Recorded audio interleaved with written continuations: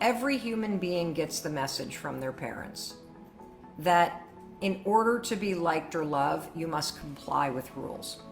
I'm going to give you 4 things that you can do to model that you love and support your child unconditionally. All right. The other question we got is from Spencer. This is really good, and this is from yesterday's reading. Mel, how do you teach your kids that love is unconditional and not transactional? What Spencer's referring to is super important. Every human being gets the message from their parents that in order to be liked or loved, you must comply with rules. You got to wear your hair a certain way. You got to have a certain major. You got to play a certain sport. And parents do this to their kids because it's the easiest way to get them to comply. You know, if you're a stressed out parent and you need your kids to like do stuff, it's hard to slow down and be present. And so instead we're like, cut your hair, play the sports. And so you start to get the message as a kid that if I do what you say, then you'll love me. That love is transactional. And so Spencer, it's a great question. How do we teach our kids that love is unconditional? It's not transactional. First, you need to understand as a parent that when you hold out liking your kid or loving your kid as the punishment or the reward for them to do something, you're teaching them that love is transactional. You are holding out your emotional support and your approval and acceptance in order to get them to comply. So stop doing it. That's number one. How do you stop doing it as a parent? Well, I'm going to give you 4 things that you can do to model that you love and support your child unconditionally while still parenting. Because as a parent, you can't just like take the guardrails off and let your kids run wild. That would be completely reckless and irresponsible. What you have to learn how to do is to be tough, to have your kids understand that there are rules that they need to follow, but don't use your love or your acceptance as the, weight for complying or the penalty for complying, okay? The reward for complying or the penalty for complying. So here's 4 things that you can do. And I'm going to give you one caveat beforehand. This applies for the generic parenting stuff. Whenever you're dealing with a situation that is dangerous, deadly, or destructive, you step your ass in and you be the parent, period. Because you need to protect your children. And you step in situations that are dangerous, destructive, or deadly. Because protecting them in those situations and being the parent and taking control is what communicates love and support in those situations. But in all the other just million of scenarios that you're going to find yourself in, these are the 4 things that you need to do in order to parent in a way that allows a kid to be seen, heard, and accepted, and also allows them to learn and grow, which is what you want them to do. Ultimately, your kids are supposed to leave. They're supposed to grow up. They're supposed to go on and build a life of their own.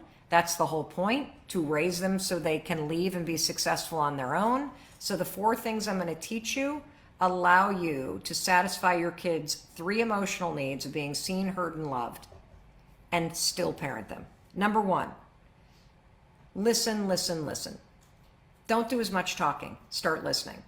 There is one sentence that fundamentally changed the way that I parent, and it communicates that I love you unconditionally. And that is, whenever my kids come to me with a problem, I always say, do you want me to listen, or would you like advice? When you start giving advice and jumping in too fast, what happens is your kids don't feel validated or heard by you. When I ask my kids, do you want me to listen or just give advice? 90% of the time they say, I just want you to listen. And that's a wonderful thing because they are gaining the self-awareness that they need somebody to listen to them. And you just saying, do you want me to listen or do you want me to give you advice? It allows you to let them just unload on you.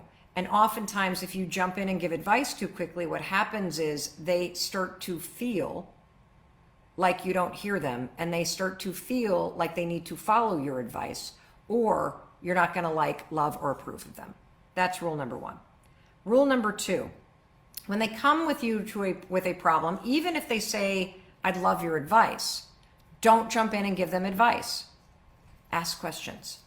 Because what you want to do is you want to teach your kids how to think critically through situations and how to think through what the consequences of what they might do are going to be. Because that's how you learn to do it as an independent adult, right? Like ultimately you're not going to make all the decisions for them. So you want to teach them how to think through.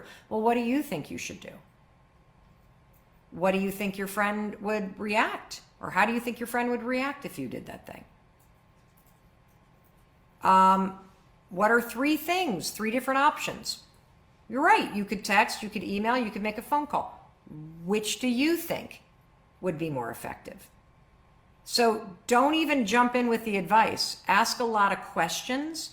That teaches your child how to think through confronting situations. It makes them feel seen, it makes them feel supported, and it makes them feel loved by you. And then when they pick ultimately which thing they're going to do, just say, I think that's a great idea, and know that I'm here to support you. If your kids say, well, what do you think I should do? You should say, well, here's what I think I would do in that situation, but I'm not in that situation. So what do you think you should do? Always put it back on them. The third thing is, this is the golden rule. No matter what they say to you, this is really hard for me, by the way. Affirm what they're feeling. Affirm what they're feeling. Their roommate takes their favorite t-shirt. Don't go, well, you got 15 others. What's the big deal? That makes your kid feel invisible. It makes them feel misunderstood. Say, well, that's terrible. I'm sorry that happened to you. If they're talking about how they're scared to go to school or scared to their first day of work, or they're worried about going to this thing tonight, or they don't think they look good, or whatever, just whatever it is that they're feeling, affirm what they're feeling. Super important, because if you don't affirm what they're feeling, what you're teaching them is, oh, well, my mom or dad doesn't understand, so I'm not even going to tell them. And so they start to learn that you don't like them, you don't understand them, so they're just not going to share that stuff with you. They feel like they're not seen. You're training them not to talk about how they're feeling because you're invalidating what they're feeling. Whew. And finally, this is a big one too. Always compliment attributes and qualities, values, and character, not how your kid looks, not the fact that they're an amazing baseball player. Always affirm the characteristics, the values-driven qualities. You're loyal, you're hardworking, I see you trying your best. That is what's going to build up this sense of being affirmed as a unique individual, is you hammering the qualities, characteristics, and values that you see them expressing. If you are somebody who focuses on appearance or performance, you're training your kid that being loved and appreciated is about how you look and about what you do. When you affirm qualities or value-driven behaviors, you are affirming that you like, love, and appreciate your child for who they are. Big difference. Hey, it's Mel. Thank you so much for checking this video out. And if you like this one, I have a feeling you're going to like this one too. I'll see you there.